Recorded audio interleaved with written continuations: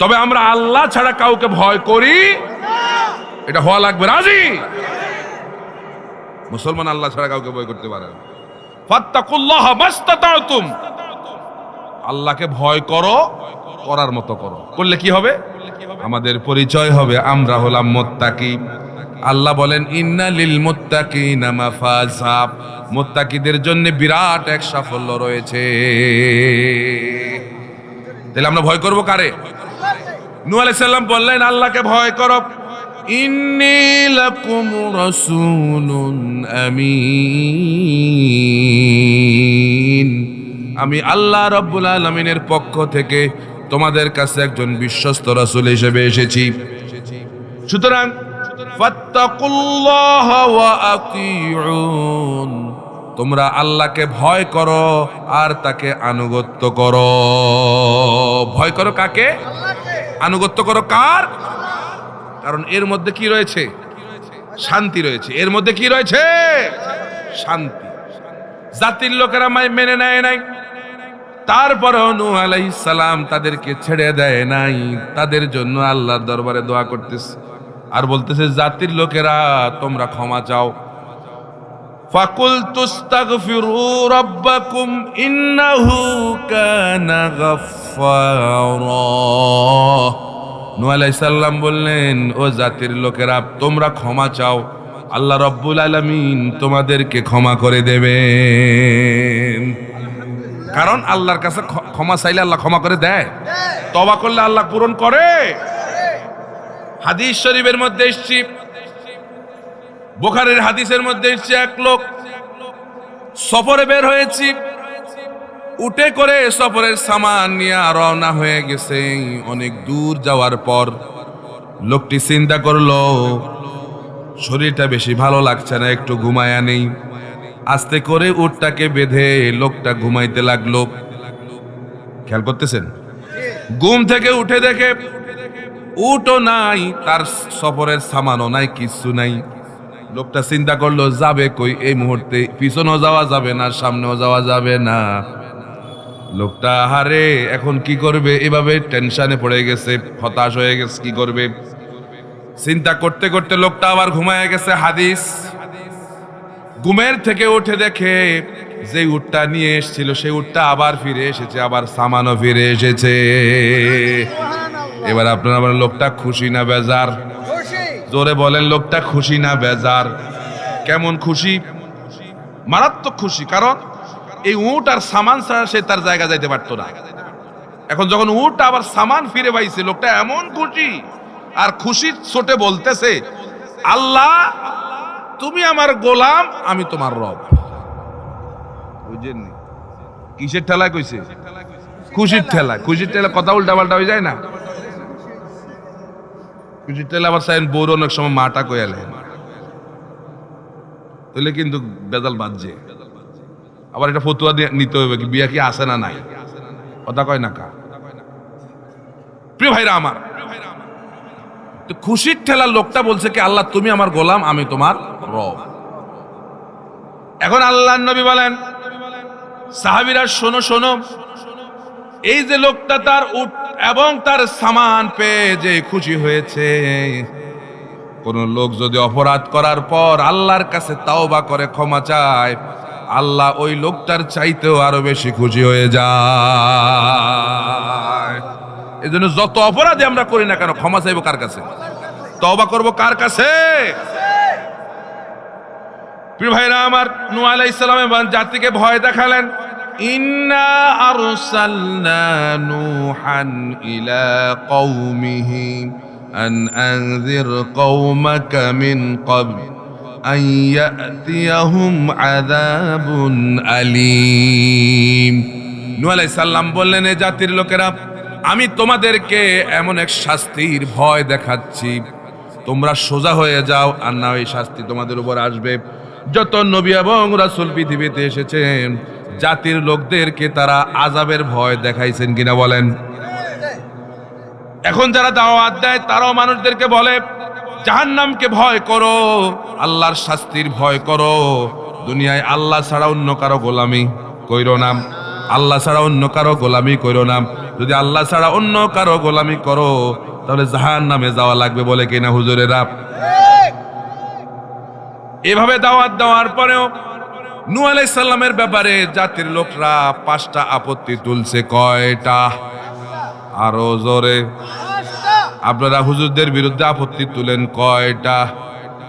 মসজিদের হুজুর কোন হুজুর যদি একটু আস্তে হাঁটে, এই তো হুজুর খায় আইছে কারে, আবার একটু জোরে হাঁটলো হুজুরের দোষ যায় কারে খাইতে, কথা কয় না? হুজুর বাড়ি যায় কেন? হুজুর বাড়ি যায় কেন? হুজুর হইল রাজাকার, হুজুর হইল মৌলবাদী, হুজুর হইল ধর্ম নিরপেক্ষ না, হুজুর হইল কি ধর্মান্ধব, হুজুর হইল আর কি, আরো কি বলে জানি হুজুরদেরকে? মৌলবাদ তো বলে, হ্যাঁ মৌলবাদ বলে, মানে জঙ্গিবাদ, জঙ্গি জঙ্গি, হুজুর হইল জঙ্গি। আবার হুজুর হইল ধর্ম ব্যবসায়ী, কয়নি কয়নি? হুজুরের বুঝি আবার ক্ষমতারও লোভ আছে, এটি বলে বলে বলে। এবার দেখেন এই কথাগুলো কারা বলতো? হ্যাঁ, যারাই বলে এরা দেখেন এই কথাগুলো কারা বলতো। নূহ আলাইহিস সালামের ব্যাপারে এরা 5টা আপত্তি তুলছে। কয়টা? সবাই বলেন। দেখুন আল্লাহ বলছেন, فقال الملأ الذين كفروا من قومه ما هذا إلا بشر مثلكم يريد أن يتفضل عليكم ولو شاء الله لأنزل ملائكة ما سمعنا بهذا في آبائنا الأولين। আরো কায়েত আল্লাহ বলেন, فقال الملأ الذين كفروا من قومه ما نراك إلا بشرا مثلنا وما نراك اتبعك إلا الذين هم أراذلنا بادع الرأي وما نرى لكم علينا من فضل بل نظنكم كاذبين। এই দুইটা আয়াতের মধ্যে 5টা আপত্তি। 1 নম্বর আপত্তি হইল, আপনি যে নিজের রসুল দাবি করছেন, আপনি কিসের রসুল? আপনি তো আমাদের মধ্য থেকে একজন মানুষ। যদি আল্লাহ রসুলে পাঠাইতো তাহলে তো আল্লাহ ফেরেশতাদের মধ্য থেকে রাসূল পাঠাইতো। কথা বুঝে কিনা? নূহ আলাইহিস সালামের বলে, আপনি কিসের রসুল? আপনি তো আমাদের মতে মানুষ। রাসূলকে মক্কার লোকেরা যেটা বলতো, নূহ আলাইহিস সালামকে ওই কথাটাই তারা বলছে। আপনি কি এর হুজুর? আপনি আমগুলো লাগে বাজারে যান, আপনি বিবাহ শাদী করেন, আপনার আবার ফুলাবাইন সন্তানও হয়, আপনি কি হুজুর? কয় না কেউ না, কিছু কয় না। হুজুরের সন্তান হইছে, এলাকার মানুষ জিব্রাত কামড় দিয়া শেষ, কাহা হুজুরে কামটা করলো, কথা কয় না। কি এগুলো কাফের মুশরিকদের চিন্তা ভাবনা না? ওনাদের চিন্তা হইলো হুজুর হইবে আলাদা একটা প্রাণী, ওনার বিবাহ শাদীর দরকার নাই, ওনার বউ বাল বাচ্চার দরকার নাই, ওনার বাড়িতে যাওয়ার দরকার নেই, ওনার সংসার কিছু দরকার নেই, উনি হুজুর, উনি শুধু নামাজ পড়াইবো, আল্লাহু আকবার, এই শেষ, কথা কয় না। এখন এই চিন্তা চেতনা কাদের? কাফেরদের চিন্তা চেতনা, কাফেরদের চিন্তা। এখন আপনি বলেন, তাদের চিন্তা অনুযায়ী যদি ফেরেশতাদের মধ্য থেকে যদি নবী হইতো, ঘটনাটা হইতো কি? ধরুন ফেরেশতাদের মধ্যে থেকে আল্লাহ নবী দিয়েছেন, ফেরেশতাদের কি বউ বাল বাচ্চা আসেনি, বিবাহ শাদী আসেনি, রাজনীতি আসেনি, সমাজনীতি আসেনি, মারামারি আসেনি, ব্যবসা বাণিজ্য আসেনি? এখন ফেরেশতাদের কিছুই জানে না, ব্যবসা বাণিজ্য, রাজনীতি, বিবাহ শাদী এগুলো কিছুই জানে না। এমন একজনকে যদি আল্লাহ নবী বানায় পাঠাইতেন, নবী তো পাঠাইছে মানুষের সমস্যার সমাধানের জন্য, আল্লাহ নবী পাঠাইছে। এখন মানুষের যে এই ধরনের সমস্যা হয়, ফেরেশতারা কি জীবনেও জানে? স্বামী স্ত্রী দুইজনের ঝগড়া লাগছে, ঝগড়া লেগে ফেরেশতা মার্কা নবীর কাছে গিয়া বলল, নবী আমাদের এই স্বামী আমারে 10টা থাপ্পড় দিছে। স্বামী আবার বলল, স্ত্রী আমারে কিন্তু কম দেয় না, একটা বেশি দিছে। এখন ফেরেশতা আবার বলবে, স্বামী স্ত্রী আবার কি? কথা বলে কি স্বামী স্ত্রী আবার? এটা আবার কি? এটা তো আমি জানি না। ব্যবসা নিয়ে দুইজনের মধ্যে মারামারি, জমি ঠেলাঠেলি। ফেরেশতা কইব, জমি ঠেলাঠেলি আবার করে কেমনে? কারণ জমি যে ঠেলাঠেলি হয় এটা মানুষ মার্কা নবী জানবে, ফেরেশতা মার্কা নবী জানে না। কথা ঠিক কি না? এজন্য আল্লাহ ফেরেশতাদের মধ্য থেকে নবী দেন নাই, মানুষের মধ্য থেকেই নবী দিয়েছেন। আর তারা বলল, নূহ আলাইহিস সালামকে বলল, নবী যদি হইতো তাহলে ফেরেশতাদের মধ্য থেকেই নবী হইতো, মানুষের মধ্য থেকে কেন হইল? কথা বুঝছেন? এলো 1 নম্বর আপত্তি। 2 নম্বর আপত্তি তারা করলো যে আমরা দেখতে পাচ্ছি তোমার অনুসারী যারা, এরা সব হইল গরিব, বেড়া নাই ঘরে, এরপরে এরা মিসকিন, এদের কিচ্ছু নাই, এরা সব হইল তোমার অনুসারী। কই কোন শিল্পপতিকে তো তোমার অনুসারী হতে দেখি না, কোন বড় লোককে, টাকাওয়ালা পয়সাওয়ালারা তোমার কি বলে অনুসারী হইতে। এই 2 নম্বর আপত্তি।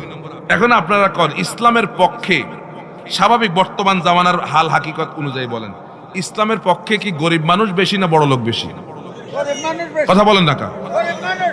কারণ কারণ হচ্ছে এই গরিবরা বড় লোকদের 500 বছর আগে আল্লাহ জান্নাতে চলে যাবে। আল্লাহু আকবার বলেন। আরে আমি এটা হাদিস বলছি, এটা বানায় বলছি না, হাদিস। গরিবরা বড় লোকদের 500 বছর আগে আল্লাহ জান্নাতে যাবে। আর গরিব মানুষগুলোই ইসলামের পক্ষে বেশি থাকে, কি ঠিক কিনা? ঠিক কিনা? আর বড় লোক যারা, এদের টাকা বেশি, অহংকার, ওরে বাবা টাকার জ্বালা সে এদিক সেদিক নিচের দিকে তাকায় হাঁটেও না, আছে না নাই? আবার এদের অবস্থাও দেখেন, এরা খাইলে কিন্তু প্রতিদিন একটা করে খাসি খাইতে পারেনি, এমন টাকাওয়ালা লোক আমাদের দেশে আছে না? কিন্তু ডাক্তার এদের রুজি কন্ট্রোল করে দিয়েছে, বলছে না খাওয়া যাবে না। সকালবেলায় ডিমের একটা পুষ, দুপুর বেলায় 1 স্লাইস টোস্ট, আর রাতের বেলায় ফলের 1 কাপ জুস, খাওয়া শেষ। আর ওই যে গরিব মানুষ, রিক্সাওয়ালা, কুলি মজুর, ঠেলাওয়ালা, সারাদিন কষ্ট করে 200 টাকা কামাইছে, বাড়িতে যাওয়ার সময় মোটা চাইলের মোটা ডাল নিয়ে গেছে, বউরে বলছে রান্না করো। বউ রান্না করলো সুন্দর করে। বউ বলতেছে আহ কতদিন আর ডাল খাওয়া যায়। তারপরে স্বামী বলতেছে খাও না, বাজারের অবস্থা বেশি ভালো না, ফার্মের মুরগির যেই দাম, একটা মোরগ কিনা আমাদের পক্ষে সম্ভব না। কথা কন না কা? তারপরে দুইজনের মধ্যে ভালোবাসা আছে না নাই? দুইজনে একজন আরেকজনের দেখায় নামাজ টামাজ পড়ে যে ঘুম দিছে। ওই বড় লোকের কিন্তু ঘুম নাই, ঘুমের ওষুধ 4-5টা খায়, তারপরে ঘুম হয় না। কিন্তু আর এই গরিবে ডাল দিয়া কোন রকম মরিচ রে বটে ভাত দুধ খায়া যখন ঘুম দিছে, এমন ঘুম নাকের আওয়াজে টাকের ইঞ্জিন পর্যন্ত পেয়ে। কথা কয় না কা? এ ঘুম দিছে কে? কে দিছে? তাইলে টাকাতে শান্তি নাই। টাকাতে শান্তি আছে? যার 1000 কোটি টাকা আছে সে কয় আরো 1000 কোটি টাকা দরকার। আর গরিবের নাই, কয় না কালকে সকালে চিন্তা করে লাভ নাই, আল্লাহর বান্দা আল্লাহ কালকে খাওয়াইব। কথা বলেন না? এই পৃথিবীতে পশু পাখিদের কি কোনো ব্যালেন্স আছে? আপনাদের ইসলামী ব্যাংকে কোন পাখির অ্যাকাউন্ট আছে? তাহলে তারা ভরসা করে কার উপর? তারা আজকে খায়া শেষ, আগামীকাল কি খাবে এটা চিন্তা করে না। তারা জানে মুখ দিয়েছেন যিনি, আহার দিবেন। আল্লাহ যদি একটা কুকুরে খাওয়ায়, আমি তো আশরাফুল মাখলুকাত, আমারে কি আল্লাহ না খাওয়ায় রাখবে? প্রিয় ভাইরা আমার, তারা 3 নম্বর আপত্তি তুলল, কওমের উপরে আপনার তো কোনো প্রাধান্য দেখি নাই, জাতির উপরে আপনার কোনো প্রাধান্য নাই, কেউ আপনার কথা শোনে না। হুজুরের কথা কয়জনে শোনে? হুজুরের কথা কয়জনে শোনে? আর 4 নম্বরে তারা বলল, আপনি যে দাওয়াত দিচ্ছেন এগুলো তো আমাদের বাপ দাদাদের বিরুদ্ধে। আমাদের বাপ দাদাদের বিরুদ্ধে আপনি কথা বলছেন, হুজুর খবরদার, আপনি কিন্তু সোজা হয়ে যান। ও তাহলাম না, আমার সভাপতি হিসাবে শক্তি আসার না আছে, হতে লাগবে কিন্তু। যাক, ইমান তাজা আছে, আলহামদুলিল্লাহ। আলহামদুলিল্লাহ কন। এখন এরা যে বললো বাপ দাদাদের রীতি বিরোধী, যাই দেখেন এখন আমাদের দেশও কিছু লোক আছে বাপ দাদারা যা করছে ওইটারে শরীয়ত মনে করে। কথা কয় না কা? যদি জিজ্ঞেস করে সোমবার দিন বাঁশ কাটতে মানা করছে কে? মুরব্বীরা কইছে। ঘর ঝাড়ু দিতে মানা করছে কে? রাতের বেলা মুরব্বীরা কইছে। বিছনা ঝাড়ু দিতে মানা করছে কে? মুরব্বীরা কইছে। ফল একটা গাছে নতুন আসছে, ফলের ফাঁসি দিয়া আপনার জুতা অথবা ঝাড়ু লটকে রাখছে, কে রাখছে? কে বলছে? মুরব্বীরা কইছে। ছোট বাচ্চা হইছে, কপালের মধ্যে কালো টিপ একটা দিয়ে এমন জোরে ছাপ মারছে, কে বলছে? মুরব্বীরা কইছে। কথা কয় না? এগুলো আছে না নাই? ছোট্ট বাচ্চা দাঁত পড়ার সময় পুকুরের পাড়ে চলে যাই, বলতেছে ইঁদুর মামা তোমার চিকন দাঁত দিয়ে মোটা দাঁত নাও, কে বলছে এটা? মুরব্বীরা কইছে। দেশে চলছে কি? মুরব্বীদের শরীয়ত। কথা কন না কা? এই মুরব্বীদের শরীয়ত যারা বলবে, মুরব্বীরা বলছে, এগুলা মুসলমানের কথা না, এগুলো হলো কাফের মুশরিকদের কথা। কি কথা ঠিক কিনা? ওই যে ইব্রাহিম আলাইহিস সালাম বলছে এগুলোর পূজা কেন করো? তারা বলল আমরা আমাদের বাপ দাদাদেরকে দেখছি এগুলোর পূজা করতে, এজন্য আমরাও করি। ঠিক না? ঠিক না? এজন্য আজকে আকীদাকে পরিষ্কার করুন। বাপ দাদা আমাদের শরীয়ত না, আমাদের শরীয়ত হলো আমাদের শরীয়ত হলো রাসূলের হাদিস। ঠিক কি না? 5 নম্বর তারা আপত্তি তুললো যে আপনি যে কাজগুলো করছেন কেমন আমরা বুঝি আপনার মধ্যে নেতৃত্বের লোভ আছে। নেতৃত্ব, আপনি প্রধানমন্ত্রী হইবেন এই জন্য আপনি লোভে এগুলা করেন। হুজুরে বালা মসজিদে মিষ্টি মিষ্টি ওয়াজ করে, সুবহানাল্লাহ সুবহানাল্লাহর ওয়াজ করে, যেই না হুজুরে রাজনীতির কথা কইছে, ও হুজুর আপনারও বুঝি রাজনীতি ধরছে, কথা কয় না কা? নূহ আলাইহিস সালাম বললেন, আমাকে তোমরা নেতৃত্ব লোভী বলেছো, শোনো, ওয়া কওমি লা আসআলুকুম আলাইহি মালা ইন আজরিয়া ইল্লা আলা রাব্বিল আলামিন। আমি তো তোমাদের কাছে কোনো পয়সা চাই না, আমি তো তোমাদের কাছে কোনো বিনিময় চাই না। 950 বছর তোমাদেরকে দাওয়াত দিলাম, কোনদিন কি তোমাদের কারো কাছে কোনো কি হাত পাচ্ছি নাকি? কারণ আমি তোমাদের কাছে চাই না, আমি চাই আমার আল্লাহ আমার এর প্রতিদান দিয়া দেবে। প্রতিদান দিবেন কে? নূহ আলাইহিস সালাম দাওয়াত দিলেন, দিনেও দাওয়াত দিছেন, রাতেও দিছেন। আল্লাহ রাব্বুল আলামিন বলেন, নূহ আলাইহিস সালাম বলল, ক্বালা রাব্বি ইন্নী দাআউতু কওমি লাইলান ওয়া নাহারা। হে আমার রব, আমি তাদেরকে রাতেও দাওয়াত দিয়েছি, দিনেও দিছি। এখন আমরা কি দাওয়াত দেই কিনা? ও মুসলমান, আমরা কি দাওয়াত দেইনি? আমরা কি দাওয়াত দেই নাকি দাওয়াত খাই? কোনটা? আমরা কি দাওয়াত খান না দাওয়াত দেন? কোনটা? শুধু খান, দেন না। নূহ আলাইহিস সালাম কি দাওয়াত খাইছে না দাওয়াত দিছে? কথা কন না কা? আর আপনারা হুজুরদের কর্ম, হুজুরা নাকি শুধু খায়। কয় ফেলেট ঘুরে হুজুরের নাকি খানা নাই। কথা কন না, কয়নি কয়নি? কয় ফেলেট ঘুরে হুজুরের নাকি কি নাই? এখন আপনারা শোনেন, হুজুররা খায় না, কত খাইব? এই যে অক্টোবর মাসের 1 তারিখ থেকে শুরু হয়েছে, প্রতি রাতেই তো খানা হইলো আপনার সোনারগাঁ হোটেলের খাবার। কথা কন না, আরে কথা কয় না? তখন হুজুররা খায় না। আপনারা খুব দোষ দিতেন হুজুরদেরকে, হুজুররা নাকি খানা নাই, ফ্লেট ঘুরে বলে। আমগো অন ফ্লেট আমগোটা ঘুরে না, আমনগোটা ঘুরে। কি কথা ঠিক কি না? ঠিক কি না? নূহ আলাইহিস সালাম বললেন, আল্লাহ আমি রাতেও দাওয়াত দিয়েছি, দিনেও দাওয়াত দিয়েছি, তবে আমার এই দাওয়াতের ফলশ্রুতিতে তাদের অবস্থাটা কি হইল? ফালাম ইয়াজিদহুম দুআই ইল্লা ফিরারা। আমার দাওয়াত তাদের মধ্যে এমন অবস্থা সৃষ্টি করেছে, এখন তারা আমারে দেখলেই এখন তারা পালিয়ে যায়। আমারে দেখলে তারা পালায় যায়, এমন এলাকার মধ্যে এমন পরিবেশ সৃষ্টি হয়ে গেছে। শুধু তাই নয়, অন্য আয়াতে আল্লাহ বলেন, নূহ আলাইহিস সালাম যখন রাস্তা দিয়ে হাঁটতেন, লোকেরা কাপড় দিয়া, ওই জাতির লোকেরা কাপড় দিয়া মুখ ঢেকে ফেলতো। একটু চিন্তা করেন, দায়ী যারা আছেন কত কষ্ট করেছে আল্লাহর নবী। রাতেও দাওয়াত দিয়েছেন, দিনেও দিয়েছেন। আবার নবী যখন রাস্তায় দিয়া বের হইতেন, লোকেরা নবীকে দেখে পালিয়ে যাইতো। নিঃসন্দেহে এটা আল্লাহর নবীর জন্য অপমান করছিল। ঠিক কিনা? আপনার তো কেমন লাগবে? আপনার পরিচিত লোকেরা, আপনি রাস্তায় বের হয়েছেন, আপনারা দেখলে পালায় যায়, আপনারা দেখলে মুখ ঢেকে ফেলে, কেমন লাগবে আপনার কাছে? ভালো লাগবে? তারা আবার নূহ আলাইহিস সালামকে এবার হুমকি দিল, ক্বালু লা ইল্লাম তানতাহি ইয়া নূহ লাতাকুনান্না মিনাল মারজুমিন। ওহে নূহ, এই দাওয়াত যদি তুমি বন্ধ করে না দাও, তাহলে পাথর মেরে তোমার মাথা চূর্ণ বিচূর্ণ করে দেওয়া হবে। কিতাবের মধ্যে এসেছে, তারা আল্লাহর নবী নূহ আলাইহিস সালামকে একদিন মারতে মারতে জমিনে শোয়ায় ফেলছে। আল্লাহর নবী নূহ আলাইহিস সালাম বেহুশ হয়ে জমিনে পড়ে গেছেন, এমন অবস্থা তারা নবীর করছে। অবশেষে আল্লাহ রাব্বুল আলামিন নূহ আলাইহিস সালামকে জানান দিয়ে দিলেন, আন্নাহু লা ইউমিনা মিন কওমিকা ইল্লা মান ক্বাদ আমানা ফালা তাবতাইস বিমা কানু ইয়াফআলুন। ওহে নূহ, তোমার কওমের যারা ইতিপূর্বে যারা ঈমান এনেছে এরা ছাড়া আর কেউ তোমার উপর ঈমান আনবে না। তাফসীরের কিতাবগুলোর মধ্যে এসেছে শুধুমাত্র ৮০ জন লোক নূহ আলাইহিস সালামের উপর ঈমান এনেছে ৯৫০ বছরের দাওয়াতি জিন্দেগিতে। কয়জন লোক? ৮০ জন লোক ঈমান আনছে। এখন একজন দায়ী, বর্তমান জামানার দায়ী যদি এরকম কয়েক বছর দাওয়াত দেয় আর সংখ্যায় যদি কম হয়, নিরাশ হয়ে যাবে কিনা বলেন? এই জন্য নূহ আলাইহিস সালামের এই দাওয়াতি জিন্দেগি দায়ীদের জন্য সবচেয়ে বড় শিক্ষা, ঠিক কিনা? দাওয়াত দিয়ে যেতে হবে, অধৈর্য হওয়া যাবে না। নূহ আলাইহিস সালাম কোনোদিন অধৈর্য হন নাই।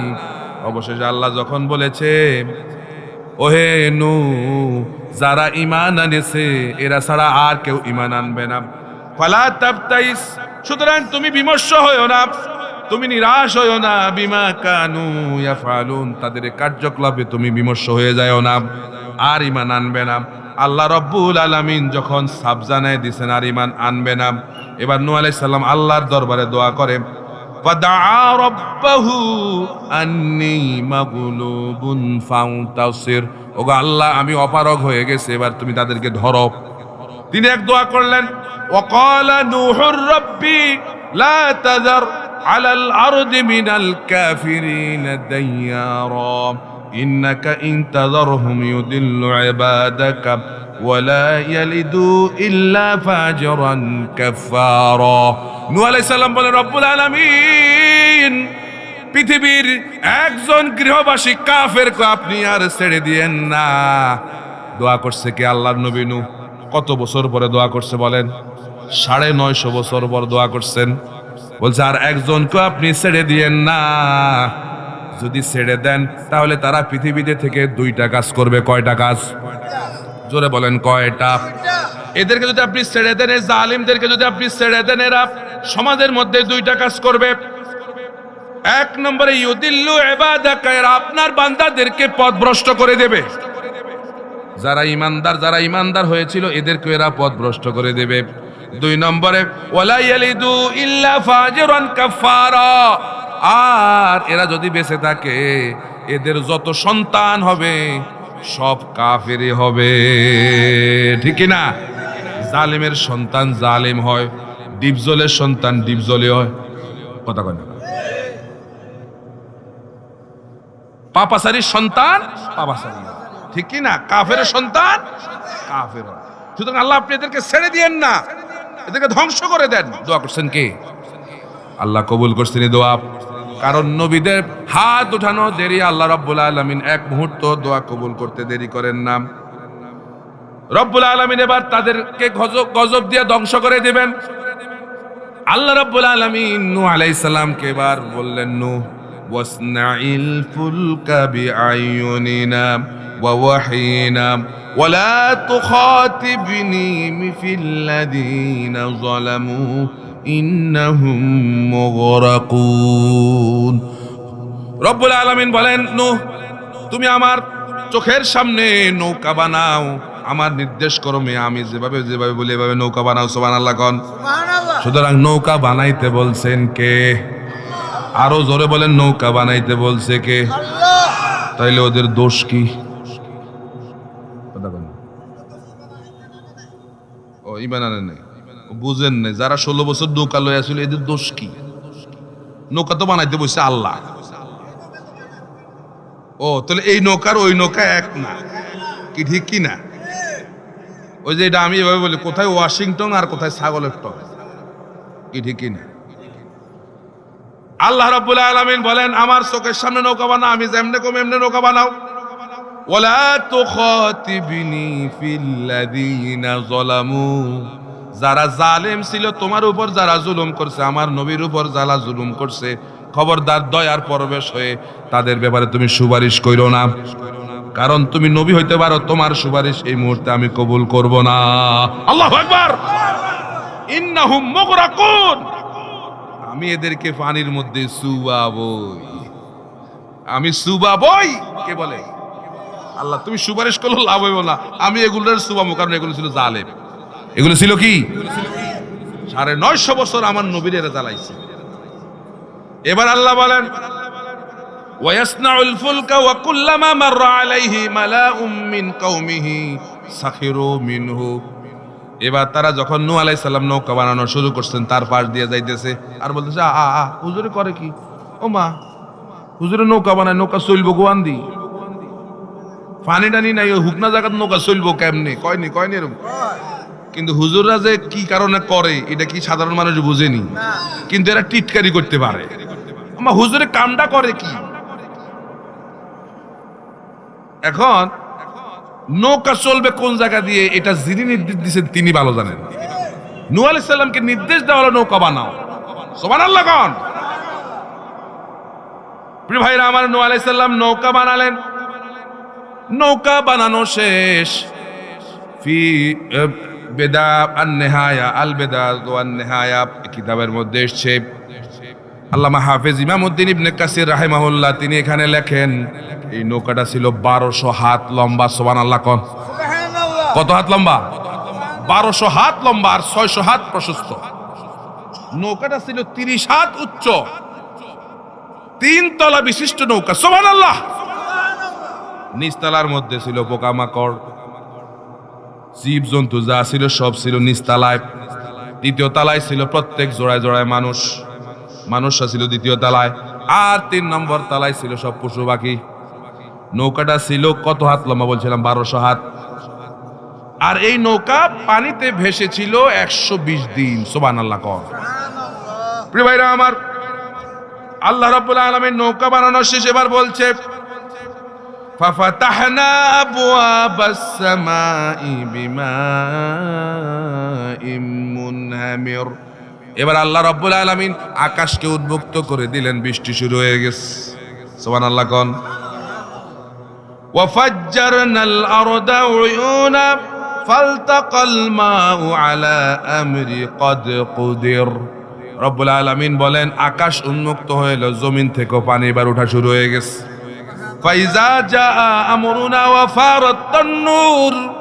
আল্লাহ রাব্বুল আলামিন বলছেন যখন আমার নির্দেশ আসলো, চুলা থেকে যে আপনারা রান্না করেন উনুন বা চুলা বলেন, চুলা থেকে পানি ওঠা শুরু হয়ে গেছে। সুবহানাল্লাহ কোন? সুবহানাল্লাহ। আল্লাহ রাব্বুল আলামিন বলেন ফাসলুক ফিহা মিন কুল্লি যাওজাইন ইসনাইনি ওয়া আহলাকা ইল্লা মান সাবাকা আলাইহিল কাউলু মিনহুম। ওহে নূহ, ইমানদারদের মধ্য থেকে জোড়ায় জোড়ায় এক জোড়া করে তোমরা নৌকার মধ্যে উঠাও। খবরদার যারা জালেমেদের একজনকেও নৌকায় উঠাইবা। আল্লাহ রাব্বুল আলামিনের নির্দেশে ইমানদারদেরকে নৌকায় যখন উঠালো, এবার আল্লাহ বলছেন ও হামালনাহু আলা যাতি আলওয়াহি ওয়া দুসুর। নূহ আলাইহিস সালামকে নিয়ে কাঠ এবং পেরেকের এই নৌকা যখন ছুটলো, এবার যখন স্টার্ট হয়ে গেল নৌকা তাদেরকে নিয়ে রওনা হয়ে গেছে। আল্লাহ বলেন নূহ আলাইহিস সালাম আল্লাহর কাছে দোয়া করেছে, ওয়াকালা রকাবু ফিহা বিসমিল্লাহি মাজরিহা ওয়া মুরসাহা ইন্না রাব্বি লাগফুরুর রহিম। নৌকা ছুটছে কার নামে? কার নামে? আর এই নৌকা থামবেও কার নামে? আল্লাহর নামে। সুবহানাল্লাহ। ইন্না রাব্বি লাগফুরুর রহিম। নিশ্চয়ই আল্লাহ রাব্বুল আলামিন ক্ষমাশীল এবং দয়ালু। নৌকা ছুটছে, দেখেন নৌকা যখন ছুটলো এক একটা ঢেউর অবস্থা কি আল্লাহ বলছে, ওয়াহিয়া তাজরি বিহিম ফি মাওজিন কাল জিবাল। এক একটা ঢেউ যেন পাহাড়ের উপর দিয়ে আসতেছে, এই ঢেউয়ের তালে তালে নৌকা চলতেছে। সুবহানাল্লাহ। ঠিক এই মুহূর্তে নূহ আলাইহিস সালাম দেখতে পেলেন তার ছেলে, ওই যে কেনান, মনে আছে কিনা? ঈমান আনে নাই, মনে আছে না ছেলেটার কথা? ঈমান আনে নাই, দেখতেছে ছেলেরে। তিনি ডাক দিয়ে বললেন ওয়ানাদা নূহু ইবনুহু ওয়া কানা ফি মা'জিলিন ইয়া বুনাইয়া ইরকাব মা'ানা ওয়া লা তাকুম মা'আল কাফিরিন। নূহ আলাইহিস সালাম তিনি তো মানুষ, আল্লাহর নবী নূহ আলাইহিস সালাম দয়ার পরবশে সন্তানের বলতেছে, এ আমার কলিজার টুকরা সন্তান, সন্তান পাগল হোক, ছাগল হোক, কাফের হোক, মুশরিক হোক, যাই হোক, নবী মানুষ তো। বাবা কি কোনোদিন তার সন্তানকে ধ্বংস করে দিতে পারে কিনা? মাঝে মধ্যে রাগ করতে পারে, কিন্তু ভেতরে ভেতরে সন্তানের জন্য কলিজা জ্বলে কিনা বলেন। এখন যখন বাবা নূহ আলাইহিস সালাম দেখলেন সন্তান পানির মধ্যে ডুবে যাবে, তিনি সন্তানকে বললেন, ছেলে আমার, ওহে আমার প্রাণের কলিজার টুকরা সন্তান, ইরকাব মানা, আমাদের সঙ্গে নৌকার মধ্যে ওঠো, আমাদের সঙ্গে নৌকার মধ্যে ওঠো। ওয়ালা তাকুম মাআল কাফিরিন, খবরদার কাফেরদের অন্তর্ভুক্ত হয়েও না। নৌকায় উঠে যা বাবা, নৌকায় উঠোস না বাবা। আল্লাহু আকবার কর না, বাবা নৌকায় উঠো। এবার ছেলে তখনও অহংকার যায় না। ছেলে বলতেছে, ক্বালা সাআবি ইলা জাবালি ইয়াসিমুনি মিনাল মা। ছেলে বলতেছে, বাবা আমি তো পাহাড়ের উপরে উঠছি, এই পাহাড় আমাকে বাঁচিয়ে দেবে। আহ আহ, শেষ মুহূর্তে ঈমান টানতে পারলো। এরকম বিশাল বিশাল ঢেউ দেখেও ঈমানটা আনলো না। অনেক কাফের মুশরিক নাস্তিক মুরতাদ এমন আছে, এরকম কঠিন মুহূর্তেও তারা ঈমান আনে না। কথা বলেন না কেন? ঈমান আনে না। এত কিছু দেখলো, এ জাতি করোনা দেখছে কি না বলেন? সবাই তো বলছে করোনার পরে বাংলাদেশে সব 100% সব যারা আছে মুসলমান সব 5 ওয়াক্ত নামাজি হয়ে যাবে। কয়জন হইছে? ফজরের সময় মাশাআল্লাহ পুরা ফজরের সময় মসজিদ পুরা ভর্তি থাকে, খালি থাকে না। আর বলছে কি করোনার সময় করোনাটা যাক না, এবার আল্লাহরে এমন ধরা ধর্মু আর ছাড়মু না, আরো ছাড়ি দিছে। করোনায় যখন করোনায় আমাদের কিচ্ছু করতে পারবে না, পালাবো কোথায়? কথা কয়নি? এবার খেয়াল করে দেখেন, নূহ আলাইহিস সালাম তাকে বলেন, লা আসিমাল ইয়াউম মিন আমরিল্লাহ ইল্লা মার রাহিম। নূহ আলাইহিস সালাম বললেন, ও ছেলে, আজকে মহা বিপদ থেকে আল্লাহর রহমত ছাড়া কেউ তোমাকে বাঁচাইতে পারবে না। যখন এরকম কথা বলতেছে, ওয়াহালা বাইনাহুমাল মাউজু ফাকানা মিনাল মুগরাকিন, হঠাৎ এক বিশাল ঢেউ আসছে, যে ঢেউটা পাহাড়ের উপর দিয়া এমন ভাবে গেছে, ছেলে কেনানকে এই ঢেউ আলাদা করে ফেলছে বাবা থেকে, পানির মধ্যে ডুবাইয়া ফেলছে। এখন আর ছেলেরে বাবা নূহ আলাইহিস সালাম আর দেখতেছে না। না দেখে বাবা তো হতাশ হয়ে গেছে, আহারে ছেলে গেল কই, আহারে আমার ছেলে। নূহ আলাইহিস সালাম বলছে, ওনাদা নূহুর রাব্বাহু ফাকালা রাব্বি ইন্না বনি মিন আহলি। নূহ আলাইহিস সালাম সঙ্গে সঙ্গে আল্লাহরে ডাক দিয়া বলে, আল্লাহ এটা তো আমার সন্তান, আমার পরিবার। ওয়া ইন্না ওয়াদাকাল হক, আপনার ওয়াদা সত্য। ওয়া আনতা আহকামুল হাকিমিন, আর আপনি মহাবিচারকের বিচারক। আল্লাহ এটা তো আমার সন্তান, আপনি তো মহাবিচারক। নূহ আলাইহিস সালাম চাইছে আল্লাহ যেন তারে মাফ করে দেয়। আল্লাহ রাব্বুল আলামিন ডাক দিয়া বলতেছে, ক্বালা ইয়া নূহ ইন্নাহু লাইসা মিন আহলি। ও নূহ, তুমি বলছো এটা তোমার সন্তান, আর আমি আল্লাহ বলছি এ তোমার পরিবারের লোক না। আল্লাহু আকবার। কারণ হচ্ছে কাফের মুশরিক কোনদিন তোমার পরিবারের সন্তান হইতে। আল্লাহ রাব্বুল আলামিন এবার নূহ আলাইহিস সালামকে বলছেন, ফালা তাসআলনি মা লাইসা লাকা বিহি ইলম, যে বিষয়ে তোমার কোনো জ্ঞান নাই এ বিষয়ে কোনোদিন আর কিছু চাইবা না, কোনো প্রার্থনা করবা না, আমাকে আর কোনোদিন বলবা না। তাহলে যদি করো, ইন্নী আইযুকা আন তাকুনা মিনাল জাহিলিন, তাহলে তুমি জাহেলদের মুক্ত হয়ে যাবে। নূহ আলাইহিস সালাম সঙ্গে সঙ্গে আল্লাহর কাছে দোয়া করলেন, আল্লাহ আমি ক্ষমা চাই, আমি এই ব্যাপারে আর কথা বলবো। আল্লাহ রাব্বুল আলামিন পানির সঙ্গে তাদেরকে মিশাইয়া দিলেন, গোটা জাতিটাকে ধ্বংস করে দিলেন। অবশেষে আল্লাহ বলছেন, ওয়াকিলা ইয়া আরদু বলাই, এ জমিন পানি সব শুষে নিয়ে যাও। ওয়া সামা আকলিই, এই আকাশ পানিও তুমি দাও এবার বন্ধ করে দাও। তাহলে আকাশ পানি দেওয়া বন্ধ করে দিয়েছে, জমিন পানি সব শুষে নিয়ে সব নিয়ে গেছে। এরপরে ওয়াস্তাওয়াত আলাল জুদি, নৌকা গিয়া জুদি পাহাড়ে গিয়া যায় বিশছে। কি পাহাড় মনে রাখবেন? জুদি পাহাড়। নূহ আলাইহিস সালামের নৌকা যায় বিশছে কোথায়? জুদি পাহাড়ে। সেই জুদি পাহাড় এখন বর্তমানে আর্মেনিয়াতে অবস্থিত। আপনার ইন্টারনেটে সার্চ দিয়ে জুদি পাহাড় কোথায় আছে, সেই আর্মেনিয়ার সেই সীমান্তে সেই জুদি পাহাড় থেকে পৃথিবীর নূহ আলাইহিস সালামের ধ্বংসপ্রাপ্ত জাতি যখন ধ্বংস হয়ে গেছে, ওই যে 80 জন লোক ছিল, এই 80 জনের মাধ্যমে এই প্রজন্ম থেকে প্রজন্ম আমরা আজকে এই পৃথিবীতে এখন। সুবহানাল্লাহ।